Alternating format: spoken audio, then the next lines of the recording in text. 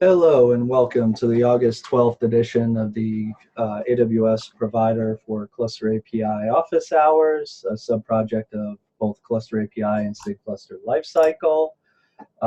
If you have any items that you'd like to discuss, please go ahead and add them to the agenda.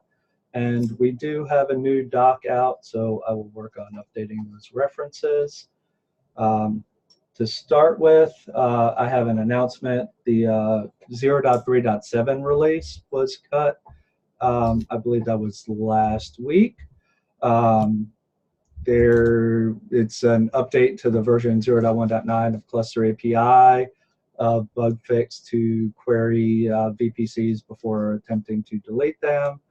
Backoff and retries were enabled for subsequent AWS calls to help improve some of the eventual consistency handling for the AWS API. And there was a fix to put in for the cluster actuator around removing the control plane ready annotation if all of the control plane nodes were deleted. So please go ahead and kick the tires and with that release and let us know if you have any issues. Any questions there before we move on? Yep. All right, over to you, Vince. Yeah, I can actually go at the end if because the others are all PRs and things like that. So this is a more open topic. I'll move it down. All right, thanks, Vince.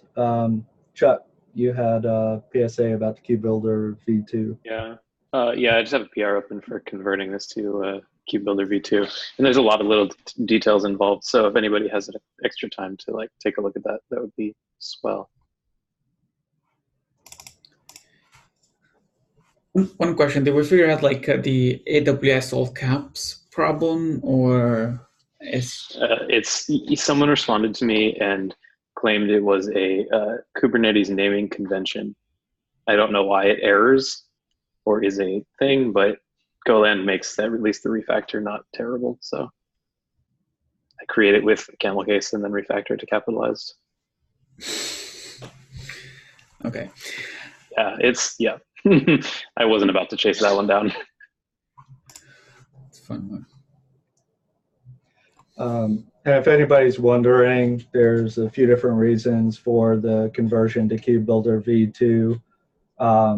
One of those is that it makes the webhook creation and management a lot better than V1 had. And the other one is to just provide consistency across the repos for any new contributors onboarding. If they're familiar with one provider, then it should be relatively easy to contribute on a different provider, because we hopefully have similar layouts and similar tooling and a similar experience around that.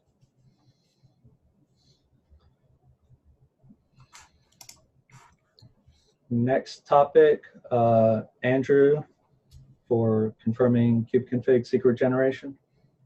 Yeah, so the great news is I was able to make a functioning cluster from all the v1a2 components, like just from YAML, which was really cool. I didn't have a kubeconfig to look up, and I was gonna contribute that work, but I just wanted to confirm that. So that was done by Kappa in v1 alpha 1, and it's going to move into the Bootstrap provider for v1a2. I don't know if there's still discussion about that or if it's confirmed. Plus one for me. I remember that we had a conversation around this a while ago, and we decided for now, like, should go into the Kubernetes provider, and then later, if we have like other thoughts and want to refactor it out, like we can just take it out and put it somewhere else.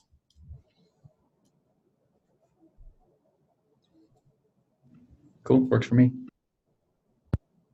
One question that I have is, like, do we have, did we decide like a naming convention, like for the certificates in the Kubernetes provider secret? Are we going to use one secret for all the certificates, or Yeah, there's an issue open, I think, outlining that.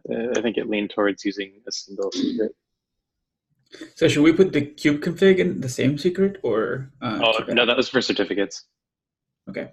I think I think it's going to be a diff because uh, the remote util stuff expects it to be in a particular secret. Is that right? Yeah, but To be in I its mean, own secret. we can change that out if we need to, and Oh, we'll need to update the bootstrap proposal as well. It would be nice if we have like one secret for any cluster, so just like the cluster name as a secret, and then everything in it. But it just makes also the pivot workflow in for cluster cut a little bit easier. gotcha. But I'm not sure if we want to put everything into one basket. Yeah. If it's okay to keep it for two, we can maybe talk about it on the issue or whatever. Sounds But good. and it seems yeah. Is it really complex having two secrets, like, or is it like an extra couple commands? I don't think it's the complexity, more just like the consistency that I'm worried about. Like if we have only one secret, just easier like to reason about it. Otherwise, I mean, we could just have two, I guess.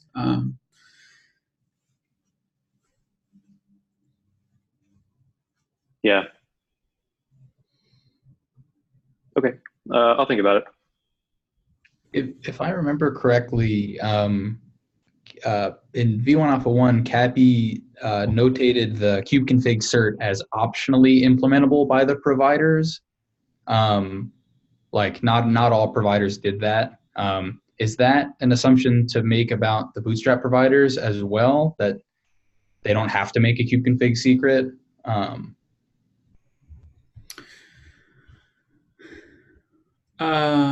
If I remember correctly, the proposal, it actually doesn't specify anything about it. So we might want to bring this up at the Cluster API larger meeting on Wednesday to just discuss if the Bootstrap provider should always create a kubeconfig or not.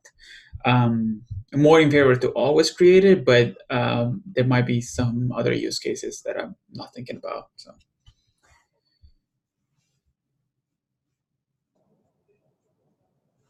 I have maybe a dumb question about the secret. Do we know exactly the number of controllers that would be writing to this secret, or just in general the number of controllers that are going to be writing secrets?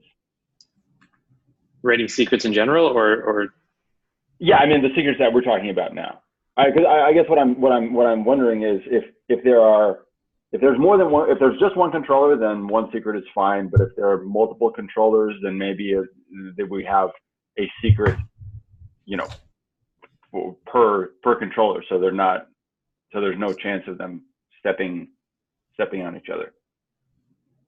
But it's not clear. It sounds like there's just going to be one controller writing this secret and multiple readers, if that's possible. Yeah, so I think all the secrets we've discussed so far are expected to be under the purview of the Bootstrap controller right now.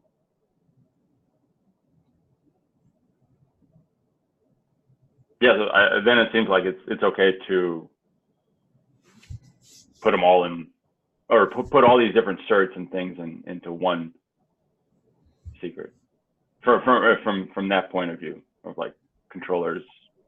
Yeah, I think there's potentially some value in having separation, especially when we start talking about the CA certificates versus and especially when we're talking about the key part of the CA certs versus the kubeconfig secret, because that would give us more flexibility on our back to say what has access to the CA data versus what has access to be able to consume the kubeconfig. And the kubeconfig, in the case of the kubeadm provider, what we've talked about is just basically exposing the admin kubeconfig, but over time we may have reason to expose a lower kubeconfig with lower permission. So I don't think we want to necessarily combine those. I know there was some discussion about separating the individual CA secrets and or certificate secrets and all of that. So that I think we still have to have that discussion, but I think separating the kubeadm config or the kubeconfig versus the other secrets makes a lot of sense. The discussion about CAs in separate secrets seemed pretty definitive that people wanted them all in one secret on the issue. Okay. Well, I know that there was some concerns about potentially using one secret, especially if we wanted to leverage something like, what's that certificate tool called? Cert Manager? Cert Manager? Yeah, Cert Manager to. Oh, that's fair. Yeah, that's fair. I should have a PR probably by the end of the day with the cert secret creation stuff. We can figure out what we want to do in more detail there if necessary. Yeah. Sounds good. In that case, I think we can go ahead and move on. And Daniel, support for internal control plane load balancers. Yeah, I don't know who has seen this issue. I think a few of us have, maybe a few of us haven't. There is an end user that is deploying Kappa in a restricted network, and where the control plane ELB should not have a public IP or host name.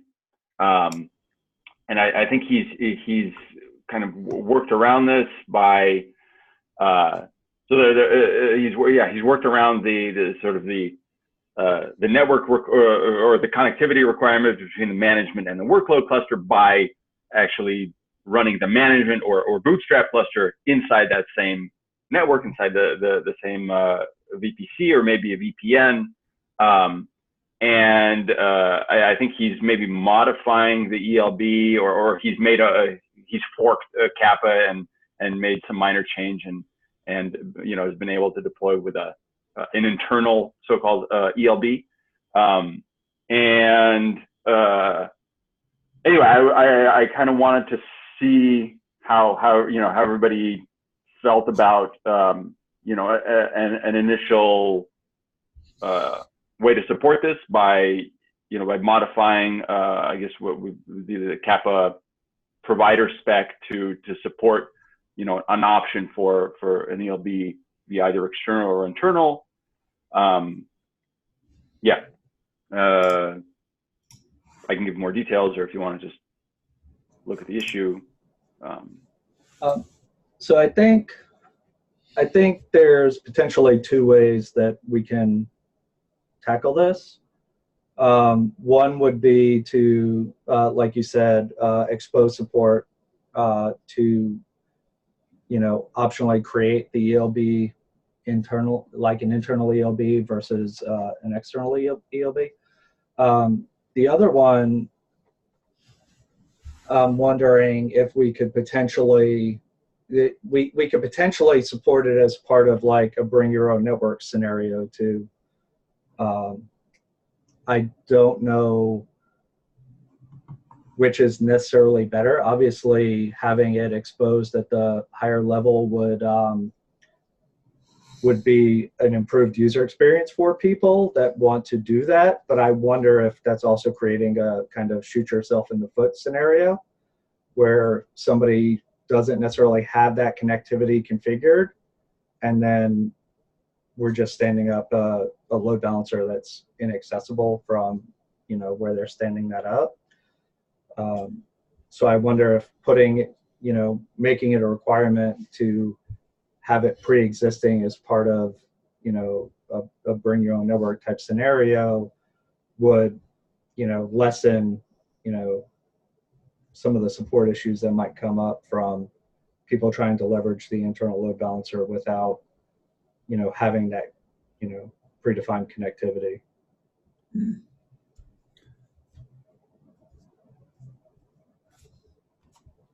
I mean, I think that's fair. But in this case, I mean, I think it's a fair concern. But given the sort of the amount of work that one would have to do to bring to bring up all of the infrastructure just to be able to change this property of the ELB. I think that, the remaining topology is the same. Given that, I wonder if, making it clear in the documentation, wherever it needs to be made clear, in the API spec and comments, if that would be, an acceptable compromise.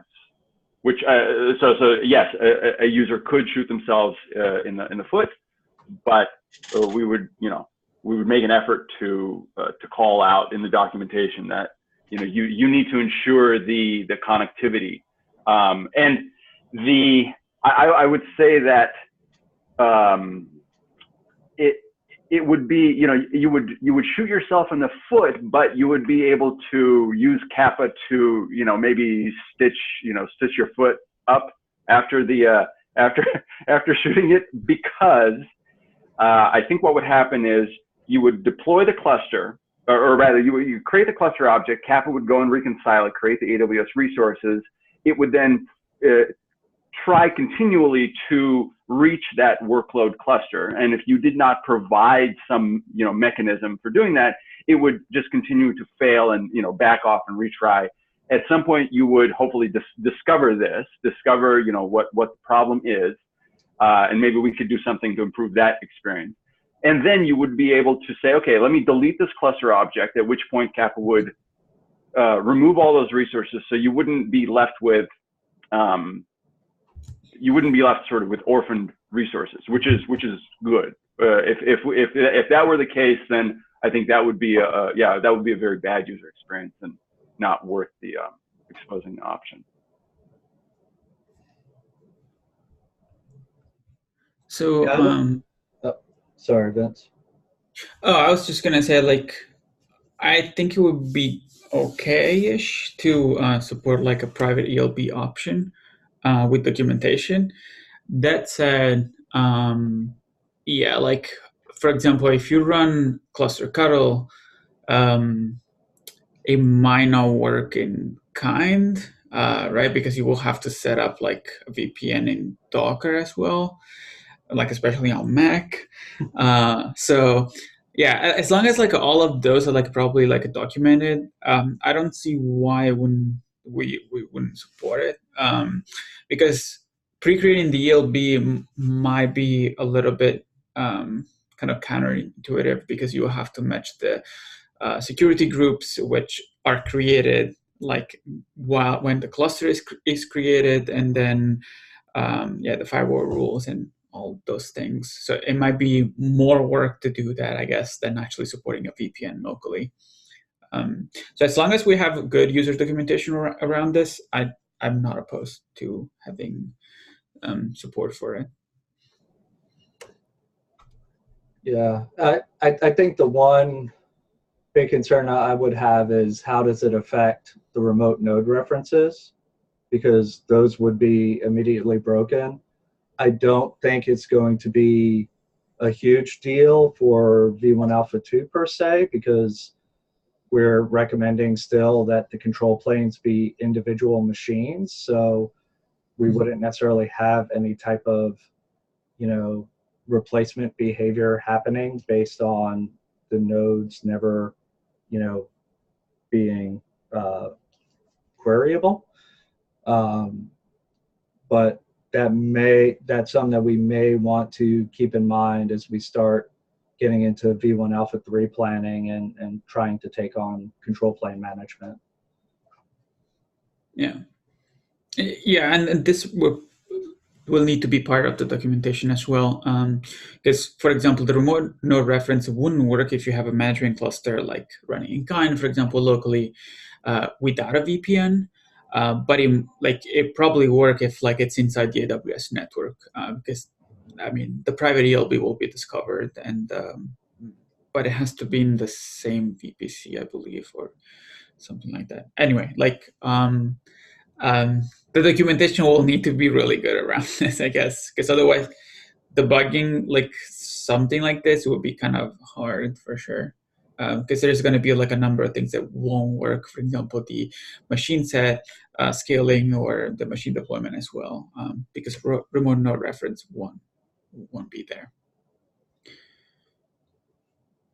So I'm wondering if this is something that we'd be able to do some type of validation around in the cluster controller itself. Well, or at least the AWS cluster controller, because I don't think this is something that we'd want to do more generically. Mm-hmm. But like if they define that it's a private internal load balancer, then we attempt to actually connect to it and verify that we get, not necessarily that we get a 200 back from it, because the control plane wouldn't be up at that point, but verify that we're getting a response that, indicates that we actually got to AWS, to the ELB. That might give us some assurances that there is that connectivity, and if the connectivity isn't there, then we can surface to the user via an event and a log message that, that connectivity is not present. So I think that would be nice to have, but that actually throws a wrench in I think in my idea of finding establishing connectivity in a way that doesn't require any changes to Kappa. So what I was thinking is, in the future, for example, this is kind of a separate upstream issue. If a kube config can support a specific HTTPS or SOCKS proxy, then I could just update the kube config, and then Kappa would be, would talk to the same, would talk to that endpoint, talk to the cluster API endpoint, and sort of transparently, I mean, it would be going through a proxy, but as far as Kappa, it's just using some kube config, and that tells us how to reach it and how to use this proxy, etc. Now, if we do validation on the ELB itself prior to like saying, okay, this is the cluster API endpoint, then I'm not sure how to I'm not sure how to sort of tell Kappa, hey, this is, here's this way that you reach the ELB. Then the only solution, or then the only sort of network solution you would I think have to have is some kind of totally transparent proxy. So that, yeah, I don't know. Maybe there's something we could figure out. I think until that's something that we have implemented, like a TCP tunnel check, like might be okay, and just as a warning to the user, say like, hey, I can connect to this. If you don't have connectivity, things might break, and maybe see the stock for more information. Nothing breaking per se, but more like of a warning event. I think that's what Jason was suggesting. Oh, okay, yeah, a warning. Sorry, I thought it was going to be an error. Yeah, warning makes total sense. Yeah, definitely not. Because in the case that somebody doesn't have some configured, give them a chance to get it up and get back into a good state. But just in the case that especially as around how we follow the node references and stuff like that, just give somebody a heads up that this might be an issue at least. That makes sense. Yeah. Anything that we can, make. I mean, in general, making it clear to the user where Kappa or Cappy is running into a problem. Plus 100.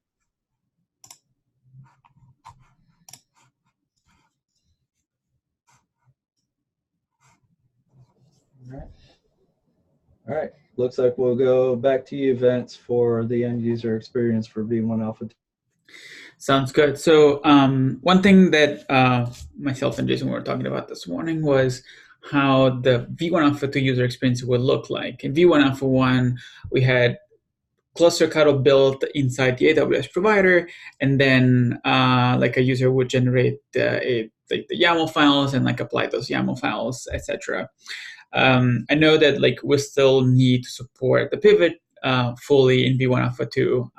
So that's like kind of like a different topic.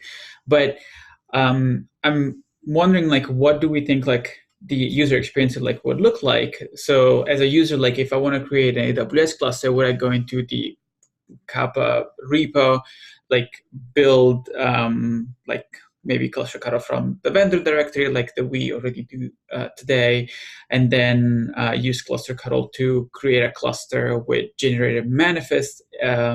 But then we'll need to get like CRDs from like cluster API, the kubeadm provider, and then put them into the provider components, and then running cluster cuddle on it. So it's kind of like a more like of I wanted to just like a more brainstorm like what do we think like the experience would look like in V1 Alpha 2, given that cluster ADM might not be ready or probably won't be ready in 2 weeks. So I'm not sure if like also the New Relic folks are here. I think Andrew is on the call. What you think about the user experience?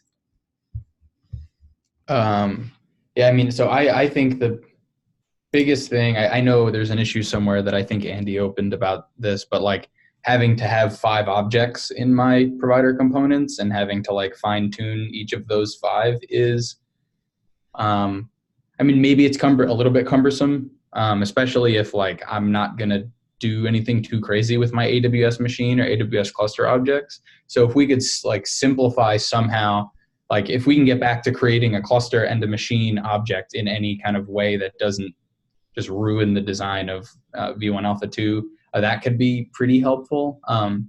Though I would say we're probably not the best people to ask around cluster cuddle, only because like we have a very heavily modified like machine and cluster YAML files that we use. Like we don't use any of the generated components because of just how heavily customized they are. But yeah. Okay. And for the simplified user experience, like I've been out like for 2 weeks, so like I'm not sure like if there have been any like progress on that. But it would definitely be great to like have that for V1 Alpha 2 or like maybe soon after the release, so that a user doesn't have to like create like 10 different options to create one machine or something. Are you talking about the basic like cluster cuddle workflow? Yeah, or like even just like running in a management cluster, right? Yeah. Well, running a management cluster, that's assuming that you can get a management cluster or get a Kubernetes cluster. Running the management cluster would not be too hard if we have proper releases on all of the components or all of the providers that we need. Because Kustomize does do some cool remote URL stuff. So like you can set up all the things with, 1 or 3 customized commands, assuming that we have all the versions in place. But if we're trying to figure out a pivot workflow where it's create something locally and then move it to the cloud, that's a lot harder. So I'm wondering, like, should we have like change the cluster cuddle to kind of like have 2 more options for infrastructure components and bootstrap components as well in or just like keep everything into one big file and just submit that going from 0 to cluster, it's going to be kind of like funny for new users especially. Yeah, so one thing that came out of CapT was a tool that I wrote called CapT Control, and it just sort of like became something that was, a one-shot, like create management cluster with all of the things, and then options to override all of the things that you need to override and test. I don't particularly use that much anymore because it's like it was a development tool, and I used Tilt instead to set up my development environment. So like I haven't really used it, but something like that I could see being useful for setting up a local management cluster, like pre-pivot workflow, I guess. Okay. All right, sounds good. I'll look at the issue and maybe try to spin up a cluster and see how painful that will be. Yeah, I use Tilt, Daniel.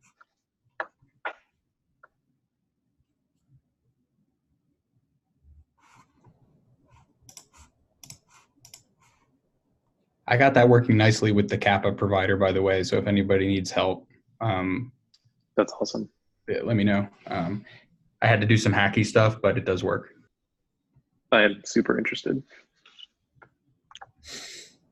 Well, yeah, I didn't realize that there was a little bit of a con in that, like CapD just does not work on Mac. But that's another. About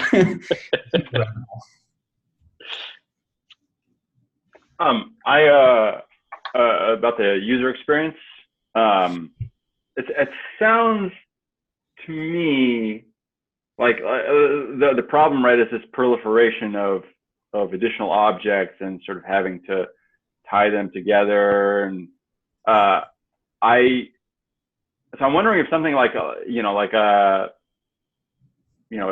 a basic shell script, which could be fronted by a kubectl plugin, for example, would do the trick. Something that give you an experience like kubectl run, that'll give you a deployment, right? You can give some basic options, so you could possibly have kubectl kappa create cluster, with maybe some basic options exposed, right? Like just like in kubectl run, you can't specify everything as a flag, but it'll give you kind of a nice default workflow. If we had something like that, would that address, I don't know, 80% of the user experience issues that we'd have in Alpha 2? Maybe. I think I would personally try to stay away from custom scripts because Kappa already has a bunch, and it's like really hard to like move them between version, like just like a general like a maintenance on them. It's like has been a pain in the past, at least for myself. So I was wondering, like, now that cluster cutoff can work across providers, if we can define with like this issue that Andrew linked, like a nicer experience, then like there might also be like I don't know, including the development experience as well, but TBD on that.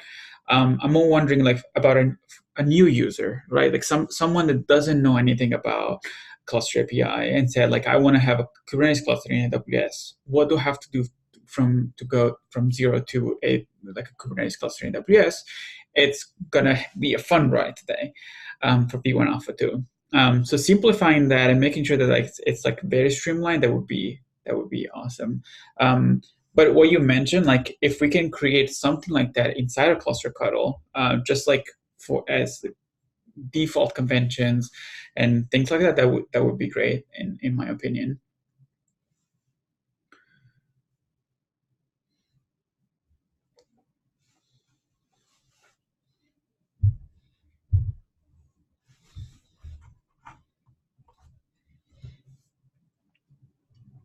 Yeah, personally, I guess I've been using kubectl over cluster cuddle, but maybe that's just the Alpha 1 sort of cluster cuddle, and I have a kind management cluster, and so I kind of like to do it sort of the hard way with kubectl. But yeah, cluster cuddle, if there's not going to be a specific one for each provider, then I don't quite see the difference between like cluster cuddle versus a kubectl plugin, but maybe there's something around maintaining it that makes it more difficult as a plugin. I think the big thing that cluster cuddle does is it manages the pivot. A lot of the times when I'm doing local development, don't want that pivot to occur, and so I just use kubectl as well. But and that's also, it's much easier to have a one-click YAML file apply for V1A1 versus V1A2, which needs a little bit more of a manual intervention.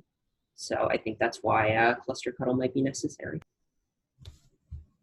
Yeah, and I would add, like, I also found out that, like, kind of having a kind management cluster is actually a little bit easier than running cluster cuddle, but it needs like that experience, like with Kubernetes and kind, that like a new user might not have. So because we want to keep the support for pivot as far as I understood, we might have to fix the first user experience as well, because we cannot require people to necessarily have a local management cluster. So it's all TBD, and this was helpful to get like a little bit more understanding where we want to go.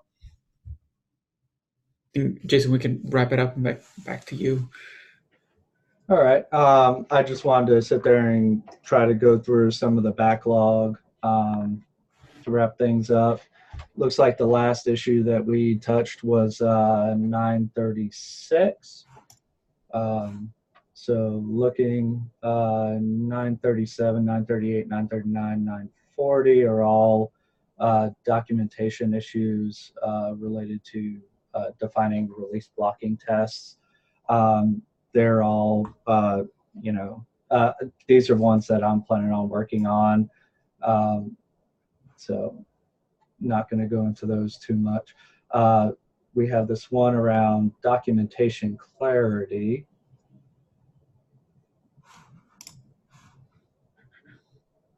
Has anybody taken a look at this one yet? I saw this. Maybe I can help add something to the docs. I did find this. It's a little confusing because there's like get text end subs. I also see that we depend on a Go implementation of end subs for. I'm not sure why, but that's there maybe for the automated testing. So if you want, I can add some clarification, some notes or something. That sounds good. I'll go ahead and sign that. Deal. Yep. What is our milestone? 0.4.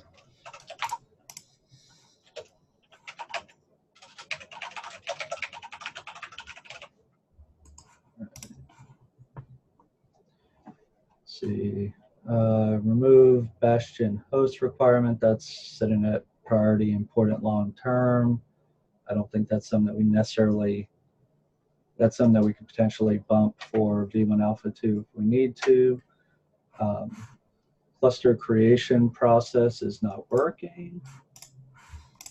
That sounds like a pretty bad bug. Yeah.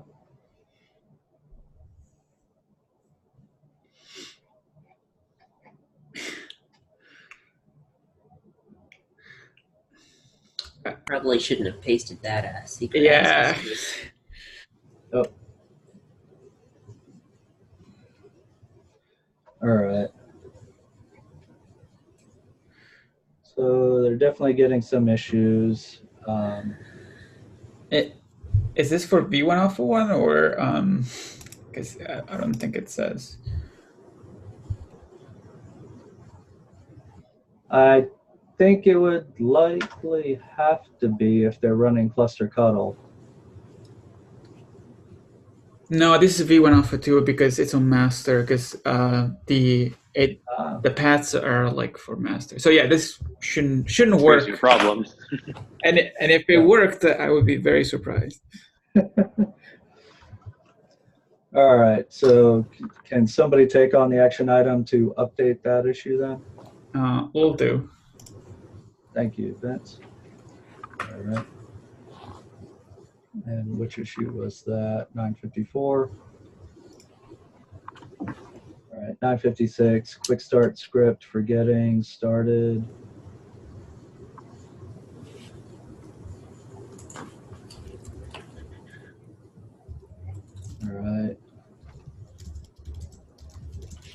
I'm gonna put this as important long term and help wanted.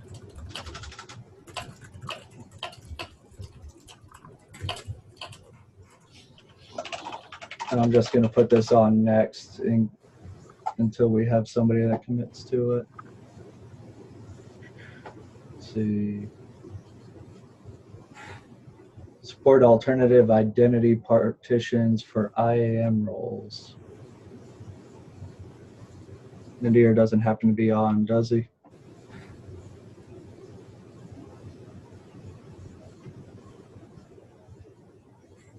All right, it looks like this is something that would be needed for supporting GovCloud and AWS China.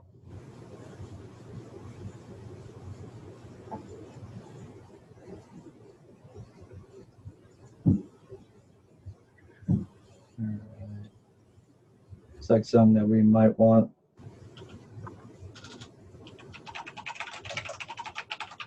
I'm gonna go ahead and put it long term. I haven't heard, unless anybody thinks it should be higher.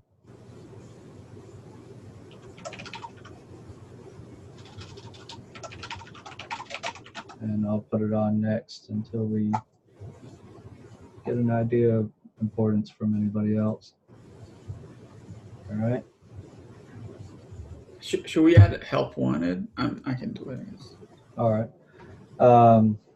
Move AWS resource reconciliation logic into the controllers. That's already important long term.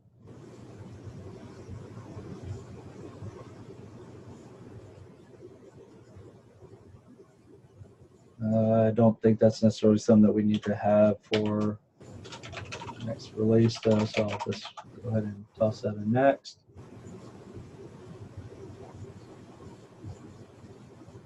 Default to outer tree provider for V1 Alpha 2 Plus. All right. Yeah, Tim created this. We talked about this potentially being something that would be a blocker. Actually, it's already on next, an important long term. There are potential issues because right now, SIG AWS still recommends using the in-tree provider, so not much we can do until they're willing to support the out-of-tree provider in a bigger capacity, you know. Let's see. HA cluster, subnet reconcile, miss to check, create route table.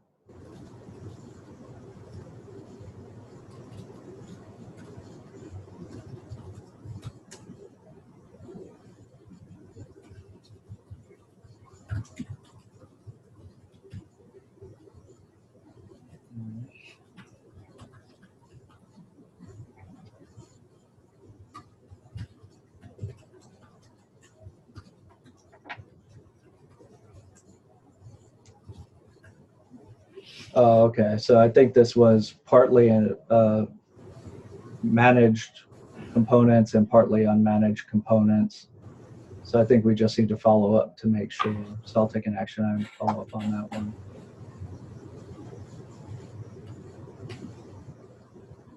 Update config.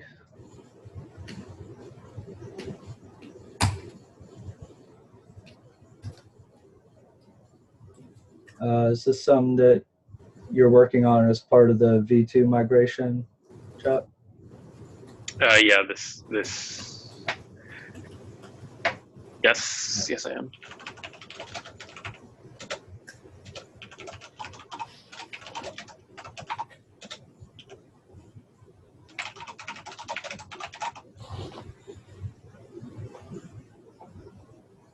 Right. Cluster with reused name and a different namespace fails to boot.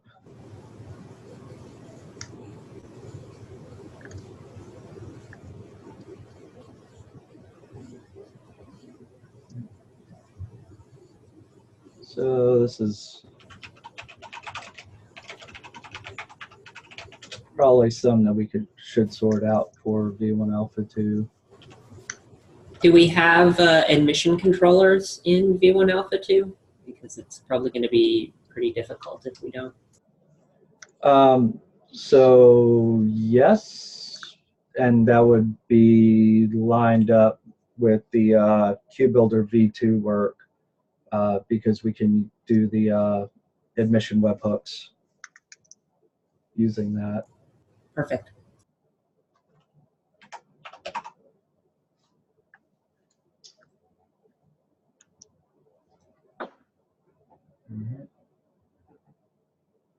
Standardized makefile to look more like the QBuilder makefile.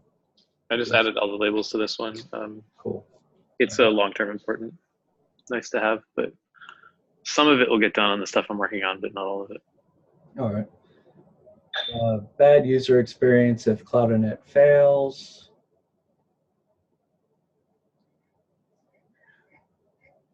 And this one has quite a bit of history on it.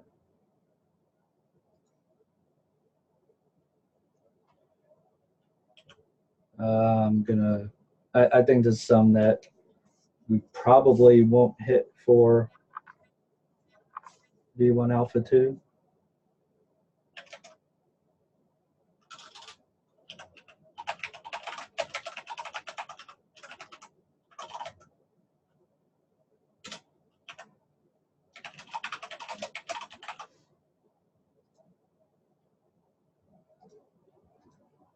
Let's see.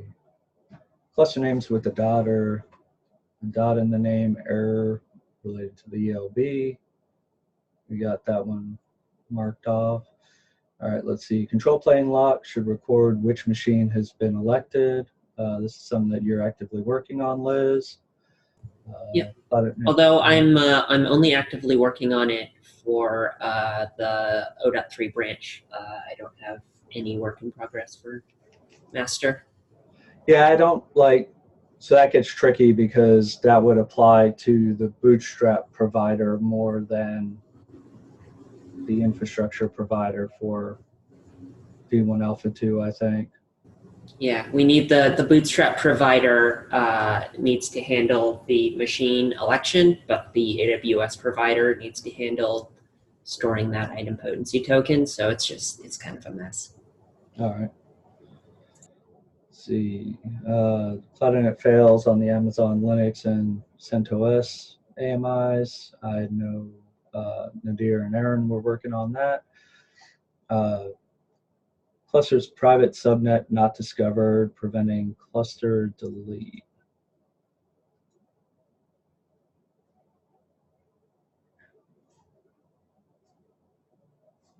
Are you still working on a reproducer, Daniel? Yeah, I need to. I'm gonna reproduce that. Try to reproduce that soon today. All right. There's definitely a chance that I might not be able to reproduce it when I try, because yeah, I'm not sure. I can't recall exactly the sequence of events that led to this, so it might have been my fault.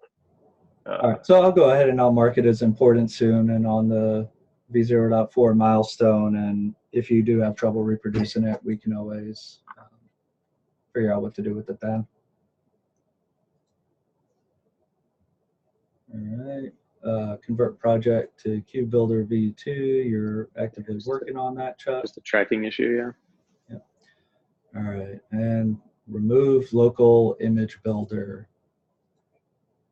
All right, this is because there's now the image builder repo under Kubernetes SIGs, and we have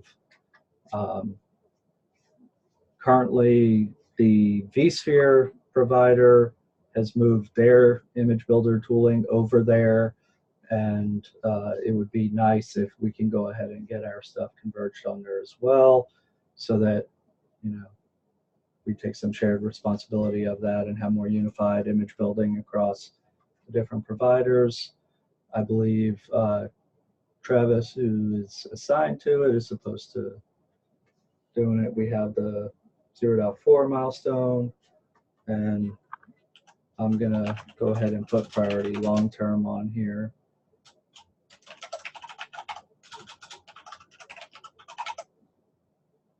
because I don't think it's a strict blocker for V1 Alpha 2. All right. I think that got through everything. Is there anything else anybody had before we call it a day?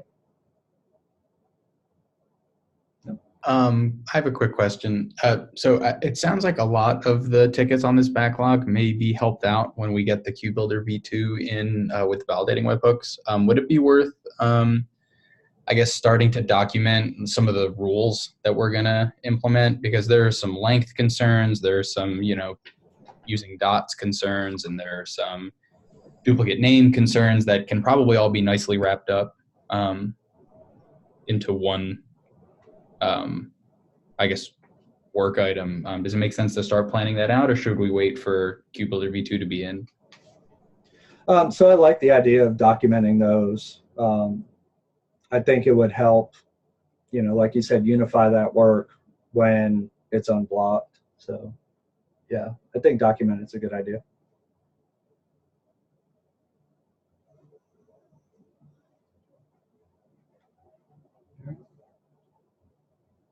Anything else? Going once? Going twice? All right. Have a great day, everybody. Thank you very much.